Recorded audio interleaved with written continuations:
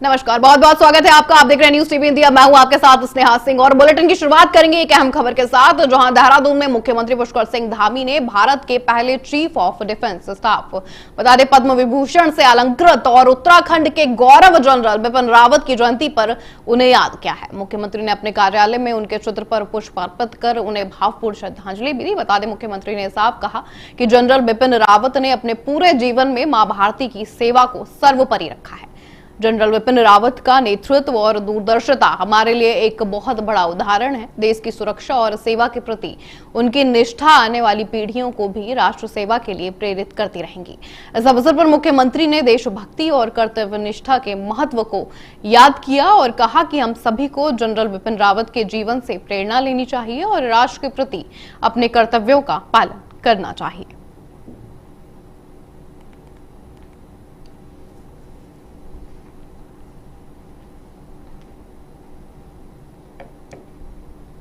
राष्ट्र सेवा में समर्पित रहे हैं जनरल बिपिन रावत। आज मुख्यमंत्री ने भावपूर्ण श्रद्धांजलि दी है।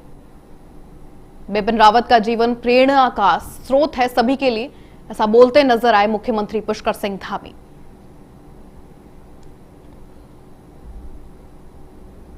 खबरों में आगे बढ़ेंगे, रुक करेंगे अगली खबर का। हरिद्वार में आज मुख्यमंत्री पुष्कर सिंह धामी का दौरा है। मुख्यमंत्री दोपहर करीब आपको बता दें 1:30 बजे हरिद्वार पहुंचे और कुंभ मेला 2027 से जुड़े निर्माण और विकास कार्यों का स्थलीय उन्होंने जायजा भी लिया है। मुख्यमंत्री कई स्थलों का दौरा भी करेंगे और निर्माण कार्यों की प्रगति का जायजा भी लेंगे। बता दें इस दौरान वे संबंधित अधिकारियों को दिशा निर्देश भी देंगे ताकि कुंभ मेले की तैयारियां समय पर पूरी की जा सके। बता दें वो हरिद्वार पहुंच चुके हैं। बैठक में विभिन्न विभागों के अधिकारी मौजूद रहने वाले हैं। मेले से जुड़े निर्माण कार्यों और व्यवस्थाओं का विस्तार से आकलन होगा। मुख्यमंत्री के दौरे को ध्यान में रखते हुए प्रशासन ने सुरक्षा और व्यवस्थाओं के पुख्ता इंतजाम भी कर लिए हैं। साथ ही अधिकारियों का यह साफ कहना है कि सभी तैयारियां कुंभ मेले में आने वाले श्रद्धालुओं और पर्यटकों के लिए सुनिश्चित की जाएंगी।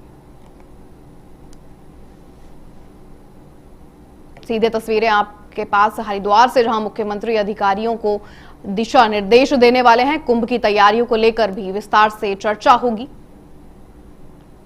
जिसको लेकर प्रशासन ने भी सुरक्षा और व्यवस्था के पुख्ता इंतजाम किए हुए हैं।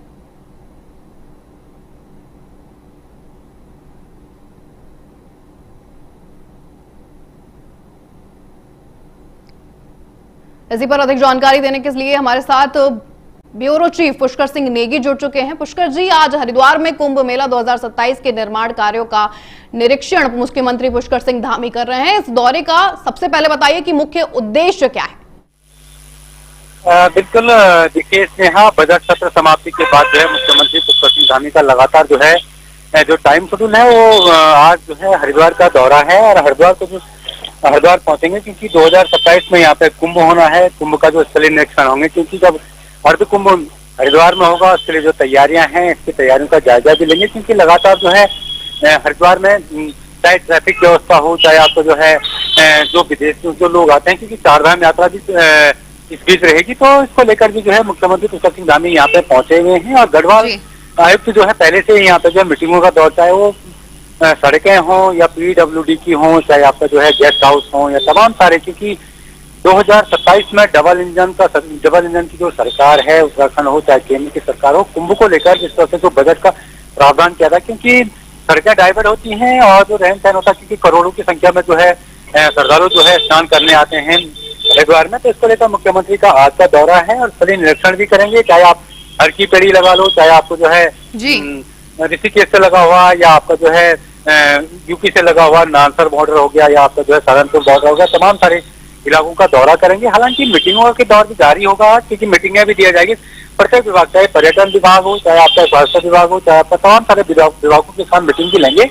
और मुख्यमंत्री का जो कार्यक्रम है, मुख्यमंत्री यहाँ पे पहुंचे हुए हैं, कहीं ना कहीं 2027 का जो कुंभ होना है इसको भव्य बनाने के लिए जो है मुख्यमंत्री लगातार जो है पिछले जो है दो तीन महीनों से लगातार जो है हरिद्वार का दौरा कर रहे हैं और यहाँ पे जो है मीटिंगें भी कर रहे हैं, क्योंकि 2027 में जो है अप्रैल के माह में, जिस तरह से अभी जो सूचना हमारे पास आ रही है कि अप्रैल के माह में जब बैसाखी का पर्व होता है उस समय जो है कुंभ चलेगा, यानी जनवरी से और आपका जो बैसाखी यानी 13 अप्रैल तक जो कुंभ चलेगा, इसको लेकर जो अभी से तैयारियां जो है उत्तराखंड सरकार कर रही है और उसी उपलक्ष्य में आज मुख्यमंत्री पुष्कर सिंह धामी का दौरा जो है हरिद्वार का है। पुष्कर जी, खासकर जब ऐसे जब मुख्यमंत्री खुद हरिद्वार पहुंचते हैं या कहीं का भी दौरा करते हैं तो सबसे पहले सुरक्षा व्यवस्थाओं को लेकर भी सबसे बड़े सवाल खड़े हो जाते हैं। तो कुंभ मेले की तैयारियों में सुरक्षा और व्यवस्थाओं को लेकर क्या प्रमुख कदम उठाए गए हैं, ऐसी कुछ जानकारी सामने आ रही हो? पुष्कर जी।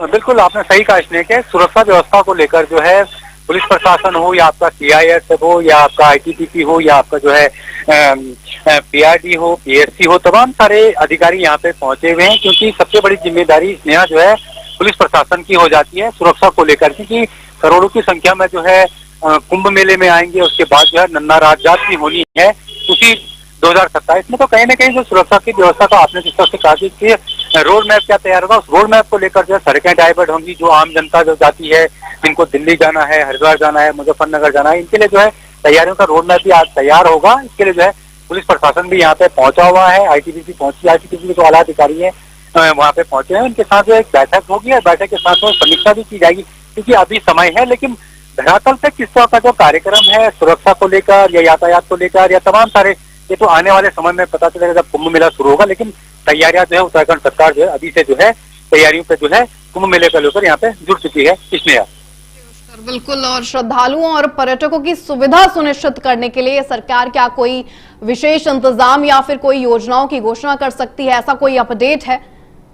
बिल्कुल बिल्कुल, देखिए आपने सही कहा स्नेहा कि जब पर्यटन जो है उत्तराखंड को पर्यटन नगरी के नाम से और देवनगरी के नाम से जाना जाता है। यदि 2027 में जो कुंभ जो है उत्तराखंड में होना है, इसको लेकर जो श्रद्धालु यहाँ आएंगे, जो यहाँ पे स्नान करेंगे, इनके लिए तमाम सारे बड़े बड़े होल्डिंग लगा के यहाँ पे इनका स्वागत के लिए जो है अभी से तैयारियां कर दी गई हैं। और हालांकि पर्यटन विभाग लगातार जो है अपने रहने की, खाने की और इनकी व्यवस्था जो है लगातार अभी से जो है जो स्थान चिन्हित किए जा रहे हैं उसका भी स्थलीय निरीक्षण आज मुख्यमंत्री पुष्कर सिंह धामी करेंगे। लेकिन जिस तरह से आपने कहा कि जो पर्यटक या जो श्रद्धालु जो है हरिद्वार पहुंचे, इनकी सुरक्षा व्यवस्था हो, रहने की व्यवस्था हो, खाने की व्यवस्था हो, ये पूरा होटल व्यवस्था जरूर करता है। लेकिन इसके भी जो है पर्यटन विभाग की जो है अच्छी सुविधाएं जो है इस बार का जो कुंभ होगा तो उसकी तैयारियां जो है अभी से जो है पर्यटन विभाग भी लगा हुआ है इसमें तैयारियों को लेकर।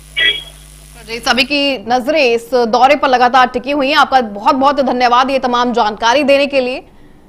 तो निर्माण कार्यों का भी जायजा लेंगे CM धामी, महत्वपूर्ण दौरा। इसके साथ रुक करेंगे अगली खबर का। बता दें आज मुख्यमंत्री पुष्कर सिंह धामी के दौरे को लेकर जो खबरें सामने आ रही हैं उस पर आपको विस्तार से जानकारी दे देते हैं। उत्तराखंड में आज मुख्यमंत्री का कार्यक्रम काफी व्यस्त रहने वाला है। बता दें दिन की शुरुआत अंतर्राष्ट्रीय योग महोत्सव 2026 के शुभारंभ समारोह से, साथ ही ये कार्यक्रम आपको बता दें टिहरी जिले के गंगा रिसोर्ट शीशम झाड़ी में आयोजित किया जा रहा है। साथ ही अंतर्राष्ट्रीय योग महोत्सव 16 मार्च से शुरू होकर 22 मार्च तक चलने वाला है, जिसमें देश और विदेश से आए योग साधक हिस्सा लेंगे। साथ ही कुंभ मेले 2027 की तैयारियों से जुड़े निर्माण कार्यों का स्थलीय निरीक्षण यानी जायजा भी लिया जाएगा। मुख्यमंत्री राज्य अतिथि गृह डामकोठी में बता दें अधिकारियों के साथ बैठक कर तैयारियों की समीक्षा भी कर सकते हैं। साथ ही सरकार का यह भी कहना है कि कुंभ मेले की तैयारियां समय पर पूरी करने के लिए लगातार काम किया जा रहा है, ताकि आने वाले श्रद्धालुओं को किसी तरह की परेशानी ना हो सके। दिन के अंतिम कार्यक्रम में बता दें मुख्यमंत्री देहरादून स्थित अपने कैंप कार्यालय में मौजूद रहेंगे और जरूरी सरकारी कामकाज निपटाएंगे।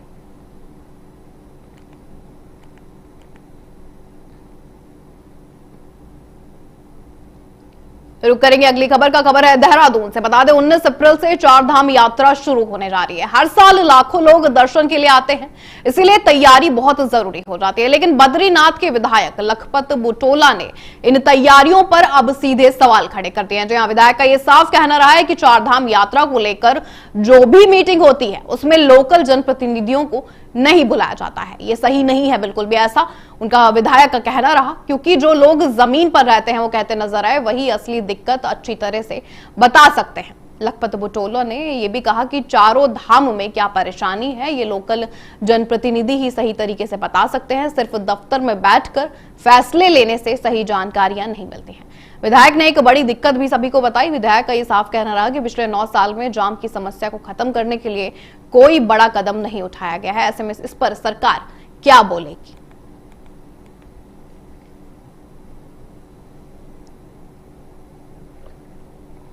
यात्राओं की व्यवस्थाओं को लेकर जो भी मीटिंगें होती हैं उन मीटिंगों में कभी भी स्थानीय जनप्रतिनिधि को नहीं बुलाया जाता है।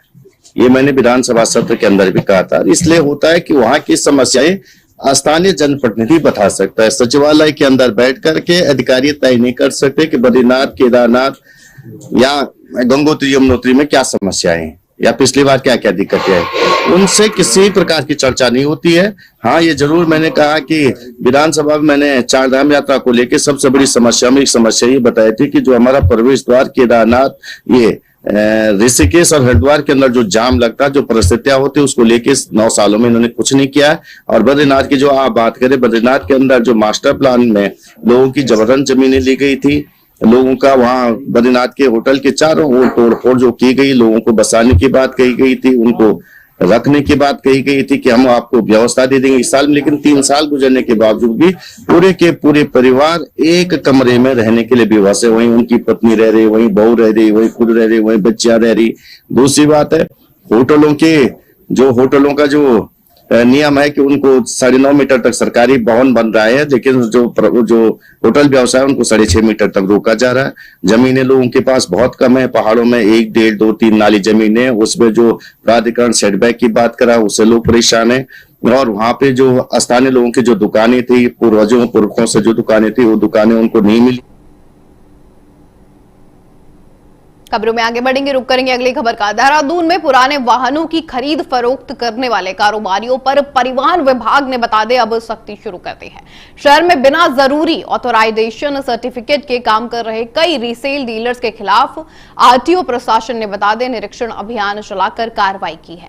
आरटीओ प्रशासन संदीप सेन के अनुसार पिछले साल शहर के सभी पुराने वाहन विक्रेताओं का सर्वे कराया गया था। सर्वे में लगभग 60 से 70 ऐसे डीलर सामने आए थे जिनके पास रीसेल के लिए बड़ी संख्या में वाहन थे। विभाग ने बाद में कार्रवाई शुरू की और 23-24 डीलरों ने विभाग से ऑथराइजेशन सर्टिफिकेट ले लिया था। हालांकि कुछ डीलर अब भी नियमों का पालन नहीं कर रहे थे। इस पर विभाग की टीम ने शहर के 5 से 6 रीसेल डीलर्स के यहां निरीक्षण किया। निरीक्षण में यह साफ पाया गया कि कई डीलर मानक पूरे नहीं कर रहे थे और उन्होंने आवेदन भी नहीं किया हुआ था। इसके बाद उनकी सभी गाड़ियों को चिन्हित कर ब्लैक लिस्ट कर दिया गया है और संबंधित डीलरों को नोटिस भी जारी कर दिया गया है। आरटीओ ने यह साफ कहा है कि डीलरों को 1 सप्ताह के भीतर जरूरी प्रक्रिया पूरी करनी होगी। तो ये बड़ी कार्रवाई आरटीओ की तरफ से करी गई है, जहां डीलरों को अब नोटिस भी जारी कर दिया गया है। साथ ही उनको दिशा निर्देश भी दे दिए गए हैं कि समय रहते अपनी पूरी प्रक्रिया पूरी करें। देहरादून में ये रीसेल डीलर्स के ऊपर बड़ी कार्रवाई।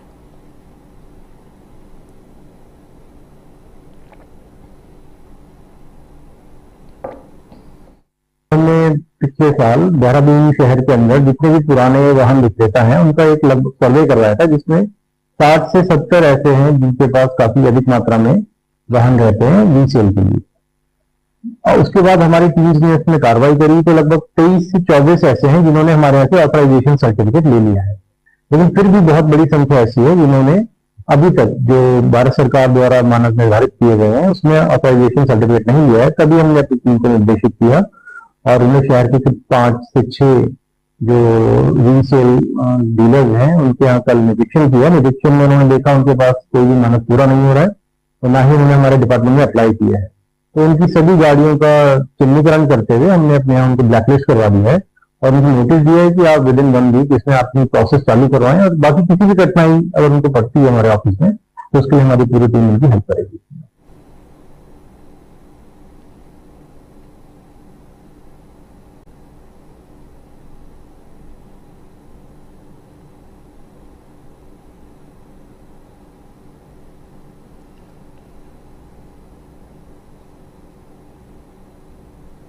खबरों में आगे बढ़ेंगे, रुक करेंगे अगली खबर का। उत्तराखंड की गदरपुर सीट में बंगाली समाज को लेकर सियासत तेज हो गई है। बता दें, बंगाली समाज को ओबीसी में शामिल करने की मांग पर भाजपा और कांग्रेस अब आमने सामने आ गए हैं। दोनों तरफ से आरोप और जवाब का लगातार दौर चल रहा है। दरअसल गदरपुर के विधायक बता दें अरविंद पांडे ने बंगाली समाज को ओबीसी का फायदा देने की बात कही है। उन्होंने कहा है कि बंगाली समाज को भी ओबीसी का लाभ मिलना चाहिए। गदरपुर, रुद्रपुर और सितारगंज ऐसे इलाके हैं जहां बंगाली समाज के वोटर बड़ी संख्या में रहते हैं। चुनाव में इनका असर भी काफी माना जाता है। वहीं इस मांग का कुछ संगठनों और विपक्षी नेताओं ने अब विरोध भी किया है। उनका यह साफ कहना रहा है कि बंगाली समाज के कुछ समुदाय जैसे नमोशूद्र, पौंड और आपको बता दें माझी को कोई राज्यों में एससी का दर्जा मिला हुआ है, कई राज्यों में, लेकिन उत्तराखंड और यूपी में अभी तक ये नहीं मिला है। विपक्ष का आरोप है कि चुनाव से पहले ये मुद्दा उठाकर भाजपा बंगाली समाज को अपने पक्ष में करने की लगातार कोशिश कर रही है। अब इस मुद्दे पर भाजपा और विपक्ष के नेता आमने सामने नजर आ रहे हैं।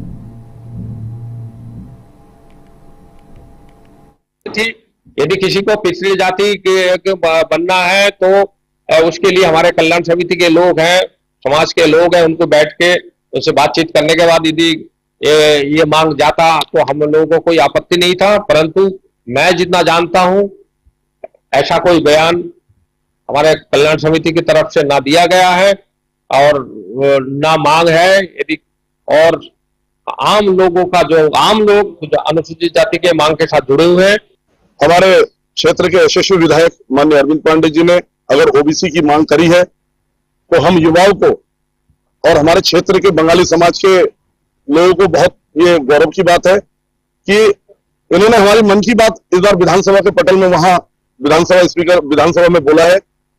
और अगर किसी ने अगर ये बात कही है कि वो कौन होते हैं तो हम बता देना चाहते हैं, हमारे क्षेत्र के बंगाली वोट जो आदमी ये बात कह रहा है उसी के क्षेत्र से अरविंद पांडे को सबसे ज्यादा वोट मिला है। मैं ये कहना चाहता हूं हमारे क्षेत्र के विधायक हैं और बंगालियों के हित के लिए हमेशा लड़ाई लड़ते रहे हैं, ऐसे हमारे विधायक हैं। अगर उन्होंने ओबीसी की बात करी है तो स्टेट गवर्नमेंट का मामला है ये ओबीसी वाला मामला, और एससी वाला मामला जो है वो सेंट्रल गवर्नमेंट का मामला होता है। तो मैं आप सब लोगों का, पत्रकार साथियों का बहुत बहुत धन्यवाद करता हूं। मुझे इसी विषय पे बात रखनी थी, इसलिए आज मैंने पत्रकार वार्ता बुलाया। आप सब लोग आए, आप सभी लोगों का स्वागत, अभिनंदन। देखिए, बात जनप्रतिनिधियों को जनता की समस्याओं को उठाना चाहिए, लेकिन वो तथ्यों के आधार पर होना चाहिए।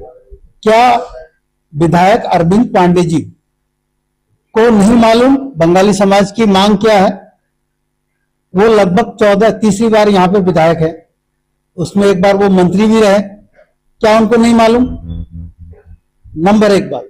और अगर उनको ये इस तरह की कोई बात रखनी थी तो अगर कुछ लोगों ने, उनके पार्टी के कुछ लोगों ने अगर उनसे कहा कि आप ये मांग उठा दीजिए, तो आप विधानसभा में मांग उठा दे रहे हैं।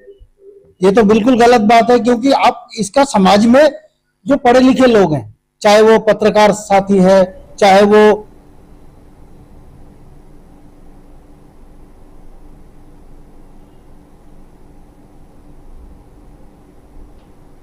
खबरों में आगे बढ़ेंगे, रुक करेंगे अगली खबर का। मसूरी में गूंज संस्था की तरफ से मातृशक्ति सम्मान समारोह का आयोजन किया गया। बता दें, कार्यक्रम मसूरी के श्री राम राधा कृष्ण मंदिर के सभागार में हुआ। इस मौके पर अलग अलग क्षेत्रों में अच्छा काम करने वाली महिलाओं और कुछ संस्थाओं को सम्मान भी दिया गया है। उन्होंने शॉल, फूलों का गुलदस्ता और सम्मान पत्र देकर उन्हें सम्मानित किया गया। कार्यक्रम में बता दें, गूंज संस्था की अध्यक्ष डॉक्टर सोनिया आनंद रावत ने सभी मेहमानों और लोगों का जोरदार स्वागत किया है। समारोह के मुख्य अतिथि पूर्व मंत्री और कांग्रेस नेता डॉक्टर हरक सिंह रावत रहे। बता दें, कार्यक्रम के बाद मीडिया से बात करते हुए डॉक्टर हरक सिंह रावत ने प्रदेश सरकार पर सीधा निशाना भी साधा। उन्होंने कहा कि गैरसैंण में हुआ बजट सत्र लोगों की उम्मीदों पर खरा नहीं उतरा है। उनका यह साफ कहना है कि राज्य का ज्यादा बजट नॉन प्लान में खर्च हो जाता है और विकास के कामों के लिए कम पैसा बचता है। उन्होंने खनन और भूमाफियाओं को बढ़ावा देने का भी आरोप लगाया है। साथ ही मसूरी में तहसील और रोपवे जैसे काम अब तक पूरे ना होने पर भी सीधे सवाल उठा दिए हैं। सुनिए और क्या कुछ कहते नजर आए डॉक्टर हरक सिंह रावत।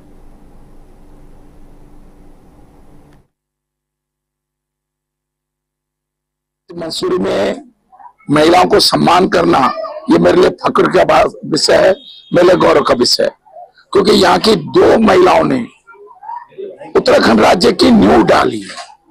अगर आज ये राज्य मिला है तो हंसा धनाई बेलवंती चौहान के बलिदान के बलबूते पे राज्य हमको मिला है। तो इसलिए आज हम गौरवान्वित हैं कि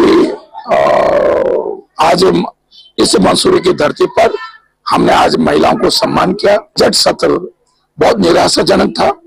5 दिन में आप देखिए, एक दिन तो राज्यपाल का भाषण हो गया, एक दिन तो उसी में निकल गया, तो केवल 4 दिन विधानसभा चली है तो 4 दिन में आप बताइए कि इतने विभाग होते हैं, उन पे चर्चा होनी चाहिए थी।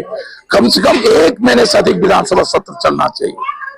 यूपी में कम से कम 2 महीने विधानसभा सत्र चलता था, क्योंकि बीच में कुछ छुट्टियां भी होती थी। गैरसैंण के नाम पर उत्तराखंड की जनता को ठगा जा रहा है, वहां जल्दबाजी में सत्र आयोजित किया जा रहा है, विपक्ष की आवाज को दबाया जा रहा है, और जिस तरह सरकार के मंत्री गैर जिम्मेदार बयान दे रहे हैं, चाहे सदन के हो चाहे सदन के बाद, वो दुर्भाग्यपूर्ण है। जैसे विधानसभा को कह दिया कि ये तो हम इसको शादी के लिए, अब एक संवैधानिक भवन है, उस भवन को आप इस तरह के बोलना भी मैं सोचता हूं पाप है। जय एक मंत्री जय किसी को कुपोषित कह दे रहा है। अब ये दुर्भाग्य है कि हमारे मंत्रियों को क्या हो गया, हमारी सरकार को क्या हो गया। कांग्रेस आज उत्तराखंड की आवाज है, विपक्ष की आवाज है। अगर हम आज लड़ाई नहीं लड़ेंगे तो लोकतंत्र कमजोर हो जाएगा। आज इतनी हमारी बेटियों के साथ जगह जगह बलात्कार हो रहा है, बहनों के साथ हत्याएं हो रही हैं।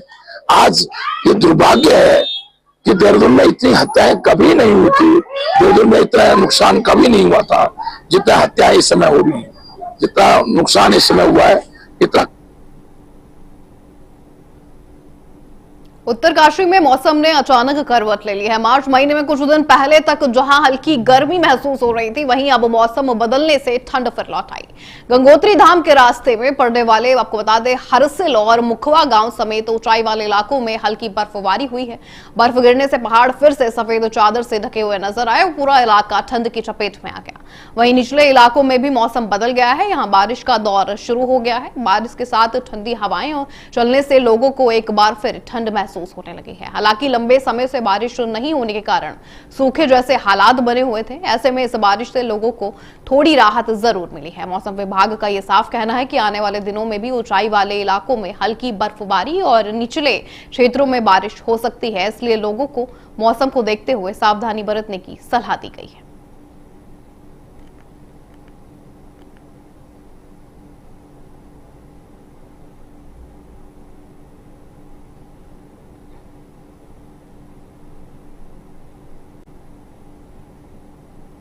वहीं मौसम से जुड़ी खबर पहाड़ों की रानी मसूरी से भी आ रही है। यहां भी मौसम ने करवट ले ली है। बता दें, शनिवार देर शाम हुई बारिश के बाद शहर में ठंड बढ़ गई। तापमान गिरने से लोगों को फिर से गर्म कपड़े पहनने पड़े हैं। मार्च के महीने में हुई इस बारिश से किसानों के चेहरों पर खुशी भी देखने को मिली है। इलाके के किसानों का यह साफ कहना है कि काफी समय से बारिश नहीं हो रही थी, जिससे फसलों को लगातार नुकसान हो रहा था।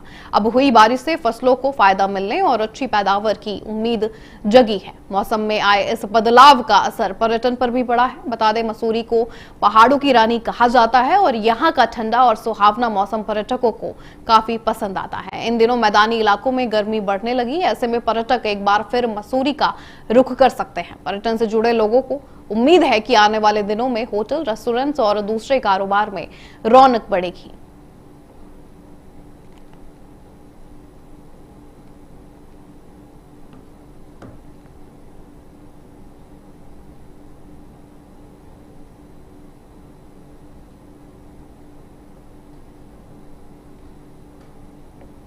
बता दें, ठंड बढ़ने से पर्यटकों की आने की उम्मीद सामने आ रही है। किसान भी खुश नजर आ रहे हैं। किसानों का यह साफ कहना है कि उनकी फसलों को अब फायदा होगा। मसूरी में लगातार बारिश देखने को मिली। लोगों में खासा उत्साह भी देखने को मिला है, क्योंकि गर्मी पड़ने लगी थी, जिसके कारण लोग थोड़े से परेशान जरूर हुए थे। अब बारिश से किसानों के चेहरों पर भी खुशी साफ देखने को मिली है। मसूरी का मौसम और ज्यादा सुहावना हो गया है। पर्यटक भी आ सकते हैं, ऐसी उम्मीदें सामने आ रही हैं।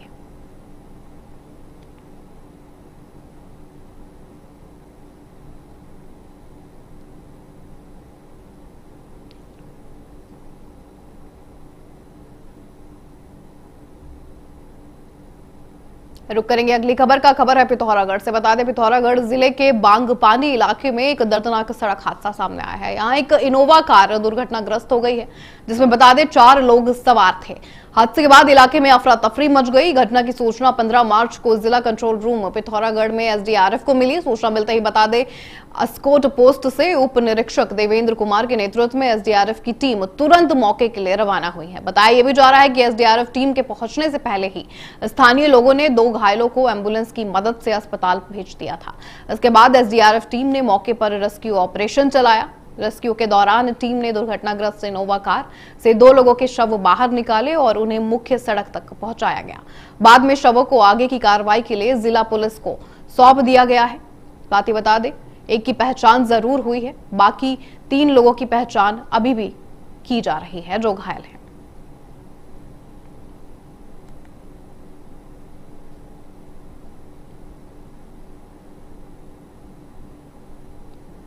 उत्तराखंड के कई पहाड़ी इलाकों में एक बार फिर मौसम बदल गया है। राज्य के ऊंचाई वाले क्षेत्रों में जमकर बर्फबारी हुई है, जिससे पूरे इलाके में ठंड बढ़ गई है और पहाड़ बर्फ की सफेद चादर से ढक गए हैं। बता दें, चमोली, रुद्रप्रयाग, टिहरी, चंपावत, बागेश्वर और अल्मोड़ा के ऊपरी इलाकों में अच्छी बर्फबारी देखने को मिली है। बर्फ गिरने से इन इलाकों का नजारा और भी ज्यादा खूबसूरत हो गया।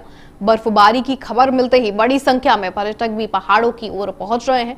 खास तौर पर आपको बता दें, चोपता, औली और हरसिल में पर्यटकों की अच्छी भीड़ देखने को मिल रही है। पर्यटक यहां बर्फबारी का आनंद ले रहे हैं और पहाड़ों की खूबसूरती का लुत्फ भी उठाते हुए पर्यटक नजर आए। कई लोग बर्फ में खेलते और तस्वीरें लेते हुए भी नजर आए हैं। स्थानीय कारोबारियों को भी उम्मीद है कि बर्फबारी के बाद आने वाले दिनों में पर्यटन को फायदा मिलेगा और होटल व अन्य कारोबार में रौनक और ज्यादा बढ़ जाएगी।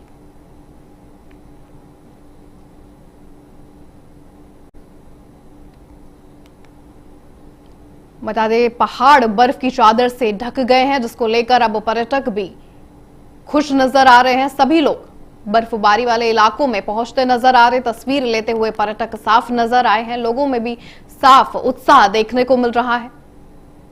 पहाड़ों में जमकर बर्फबारी हुई है, जिसको लेकर अब कारोबारियों में भी उम्मीद बढ़ गई है। कारोबारियों का यह साफ कहना है कि बर्फबारी से पर्यटन को जरूर फायदा मिलेगा और होटल व अन्य कारोबारों में भी रौनक बढ़ेगी।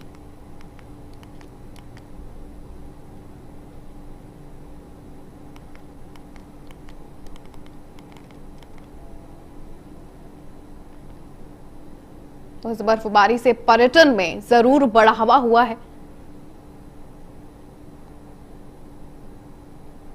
चलिए खबरों में आगे बढ़ेंगे, रुक करेंगे अगली खबर का। जसपुर से बड़ी खबर सामने आ रही। बता दें, 4 मार्च 2026 को दिल्ली के मोहल्ले उत्तम नगर की जेजे कॉलोनी में होली के दौरान पानी के गुब्बारे को लेकर हुए विवाद में 26 वर्षीय तरुण कुमार बुटौलिया को पीट कर मार दिया गया था। इस हत्याकांड के विरोध में देश भर में लोग सोशल मीडिया और धरातल पर विशेष बता दें विरोध जता रहे थे। उत्तराखंड के जसपुर में भी इस हत्याकांड के विरोध में बता दें हिंदू संगठनों ने सड़कों पर उतरकर मशाल जनाक्रोश रैली निकाली है। रैली नगर के गांधी पार्क से शुरू होकर बता दें ठाकुर मंदिर चौराहा, अब्दुल बारी चौक और कोतवाली के सामने से गुजरते हुए सुभाष चौक में समाप्त हुई। रैली में शामिल लोगों ने जमकर नारे लगाए हैं और सरकार से ये मांग की है कि सभी हत्यारों को तुरंत गिरफ्तार कर फांसी की सजा दी जाए। साथ ही सीबीआई जांच कराई जाए और पीड़ित परिवार को आर्थिक सहायता, सरकारी नौकरी और सुरक्षा भी दी जाए।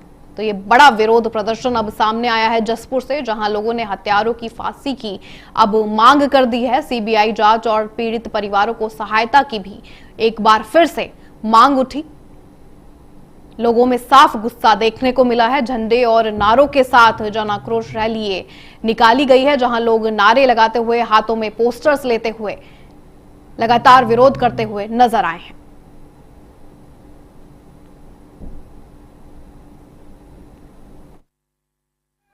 तो ये स्टार्ट है गांधी पार्क से स्टार्ट होके ठाकुर मंदिर से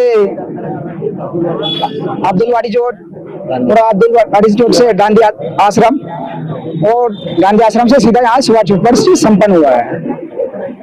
इसमें अपने विभिन्न संगठन के लोग विश्व हिंदू परिषद, बजरंग दल, आरएसएस, बीजेपी और अन्य संगठन के लोग सम्मिलित हुए हैं। दिल पर चोट है, गहरी चोट है और ये जख्म को भुलाया नहीं जा सकता।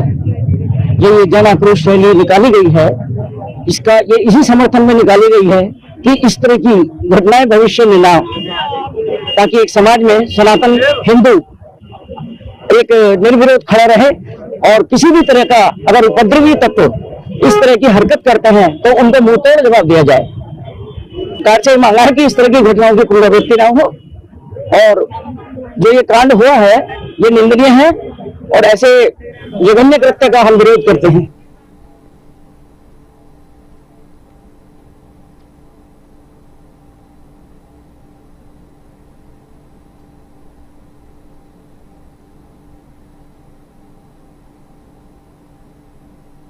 मेरे साथ इस बुलेटिन में इतना ही। देश और दुनिया की तमाम खबरों के लिए आप बने रहिए न्यूज़ टीवी इंडिया के साथ। नमस्कार।